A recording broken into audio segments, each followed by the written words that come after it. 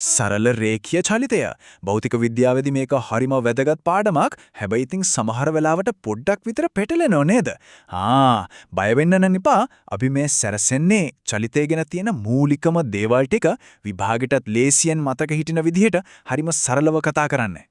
හොඳයි. එහෙනම් අපි පොඩි ප්‍රශ්නකින් වැඩේ පටන් ගමද? මේ බලන්න. ක්‍රීඩකයෙක් මීටර් 400ක ට්‍රැක් එකක් වටේ එක වටයක් සම්පූර්ණ කරනවා. එයාගේ අවසාන විස්ථාපනය කීයද?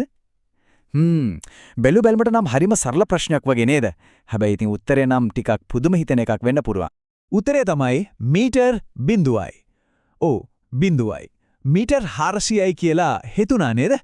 ඉතින් ඇයි මේ වගේ උත්තරයක් එන්නේ? අන්න ඒකට හේතුව හොයාගෙන යනකොට තමයි අපිට චලිතය ගැන තියෙන ලොකුම රහසක් එළිදරව් වෙන්නේ. ඉතින් කොහොමද මේ දාවකයාගේ ගමන මීටර් 0ක් උනේ? අන්න ඒ ප්‍රශ්නෙට උත්තරය ඇතුලේ භෞතික විද්‍යාවේ හරිම මූලික නීතියක් හැංගිලා තියෙනවා.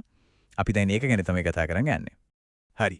අර මීටර් 0යි කියන උත්තරේ හරියටම තේරුම් ගන්න නම් චලිතය ගැන කතා කරද්දී හැමදේම වෙනස් කරන එකම ප්‍රධානම වෙනසක් ගැන අපි දැනගන්නම ඕන.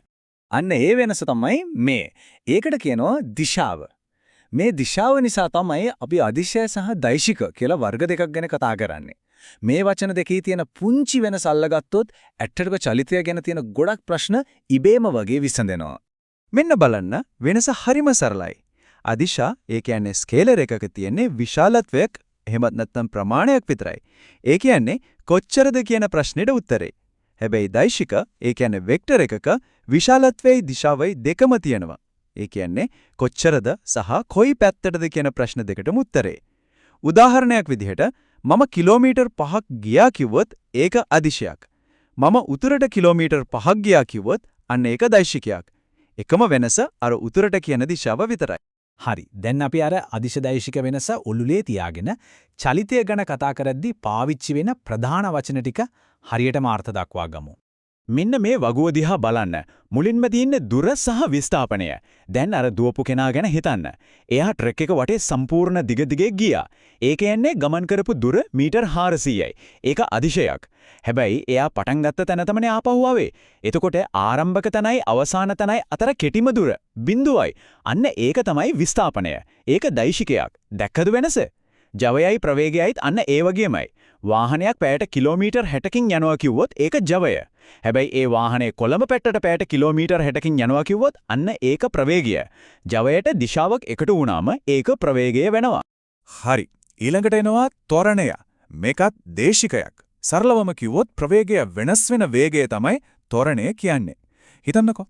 වාහනයක ඇක්සලරේටරේ පාගනකොට වේගය වැඩි වෙනවා. ඒක තමයි ධන ත්වරණය. බ්‍රේක් ගහනකොට වේගය අඩු වෙනවා. ඒක ඍණ ත්වරණයක්. අපි ඒකට මන්දනය කියලාත් කියනවා. හරි, දැන් අපි මේ ඉගෙන ගත්ත වචන ඔක්කොම චිත්‍රයක් වගේ කොහොමද බලාගන්නේ කියන බලමු. අන්න ඒකද තමයි ප්‍රස්ථාර තියෙන්නේ. ප්‍රස්ථාර කියන්නේ නිකම්ම ඉරි කෑලි නෙමෙයි. ඒ හැම ඉරකින්ම ගමනක සම්පූර්ණ කතාවක්ම කියවෙනවා. මුලින්ම අපි බලමු විස්ථාපන කාල එහෙමත් නැත්නම් ST ප්‍රස්ථාර ගැන. මේකෙන් පෙන්වන්නේ කාලයත් එක්ක වස්තුවක පිහිටීම වෙනස් වෙන හැටි. මෙතන තියෙන වැදගත්ම දේ තමයි ප්‍රස්ථාරයේ බෑවුම. ඒ කියන්නේ අනුක්‍රමණය. අන්නේ බෑවුමෙන් අපිට ප්‍රවේගය හොයාගන්න පුළුවන්. බෑවුම වැඩි නම් ප්‍රවේගයත් වැඩි. හිතන්න ඉර තිවස් නම් ඒ කියන්නේ බෑවුමක් නැහැ. එහෙනම් වස්තුව නතර වෙලා. ඒ වගේම බෑවුමක් තියෙන සරල රේඛාවක් නම් ඒකින් කියන්නේ වස්තුව එකම වේගයකින් ඒ කියන්නේ නියත ප්‍රවේගයකින් යනවා කියන එකයි.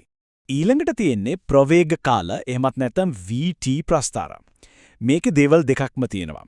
එකක් තමයි අර කලින් වගේම බෑවුම. හැබැයි VT ප්‍රස්ථාරයක බෑවුමෙන් අපිට ලැබෙන්නේ ත්වරණය. දෙවෙනි සහ සුපිරිම දේ තමයි ප්‍රස්ථාරයේ රේඛාවට යටින් තියෙන මුළු වර්ගඵලය. අන්න ඒ වර්ගඵලය හෙව්වොත් අපිට වස්තුව ගමන් කරපු සම්පූර්ණ විස්ථාපනියම හොයාගන්න පුරුවන්. හරි. දැන් අපි විභාගයට අත්‍යවශ්‍යම නීති 3 ඉක්මනට මතක් කරගමු. මේක හොඳටම ඔලුවට දාගන්න. නීති අංක 1. ST ප්‍රස්ථාරයක බෑවුම කියන්නේ ප්‍රවේගය. නීතිය අංක 2. VT ප්‍රස්ථාරයක බෑවුම කියන්නේ ත්වරණය. සහ නීතිය අංක 3 VT ප්‍රස්ථාරයක යට වර්ගඵලය කියන්නේ විස්ථාපනය. මේ තුන මතක නම් වැඩේ ගොඩ. හොඳයි. දැන් අපි තියරි ඔක්කොම ඉගෙන ගත්තා. දැන් තියෙන්නේ මේ ධර්ම පාවිච්චි කරලා විභාග ප්‍රශ්න වලට කොහොමද හරියටම උත්තර දෙන්නේ කියලා බලන්න. විභාගයේදී ගොඩක් වෙලාවට අනිවාර්යයෙන්ම වගේ අපිට VT ප්‍රස්ථාරයක් දීලා ඒක විශ්ලේෂණය කරන්න තමයි කියන්නේ. මුලින්ම දැක්කම බය හිතන්න පුරාන හැබැයි ඒක හරිම සරල පියවර ටිකට කඩලා කරන්න පුරාන වැඩක්. මෙන්න ඒ පියවර තුන. පළවෙනි එක චලිතය විස්තර කරන එක. ප්‍රස්ථාරයේ කෑලි කෑලි වලට කඩලා හැම කෑල්ලකම මොකද වෙන්නේ? ත්වරණය වෙනවද? එකම වේගෙන් යනවද? මන්දනය වෙනවද? කියලා ලියන්න. දෙවෙනි පියවර ත්වරණයේ ගණනය කරන එක. ඒකට කරන්න තියෙන්නේ බෑවුම් තියෙන කොටස්වල අනුක්‍රමණය හොයන එක. තුන්වෙනි පියවර තමයි විස්ථාපනය ගණනය කරන එක. ඒකට ප්‍රස්ථාරයේ යටින් තියෙන මුළු වර්ගඵලයම හොයන්න ඕන. සාමාන්‍යයෙන් ලොකුම ලකුණු ගාණක් හම් වෙන්නේ මේ කොටසට. තව පොඩි ටිප්ස් ටිකක් තියෙනවා. ගානේ නිශ්චලතාවයෙන් ආරම්භ වේ කියලා තිබුණොත්. ඒ කියන්නේ ආරම්භක ප්‍රවේගය 0යි. නිශ්චලතාවයට පත්වේ කිව්වොත් අවසාන ප්‍රවේගය 0යි. අනිත් එක නිදහසේ වැටෙනවා කිව්වොත් ත්වරණය කියන්නේ ගුරුත්වාකර්ෂණය. ඒ වගේම අනිවාර්යයෙන්ම ඒකක හරියට ලියන්න. පොඩි දෙයක් වුණාද ලකුණු ලේසියෙන්ම කැපෙන තැනක් තමයි ඒක.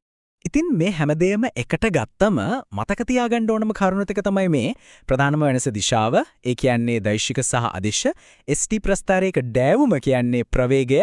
VT ප්‍රස්ථාරයක බෑවුම කියන්නේ ත්වරණය. අන්තිමට VT ප්‍රස්ථාරයක යට වර්ගඵලය කියන්නේ විස්ථාපනය.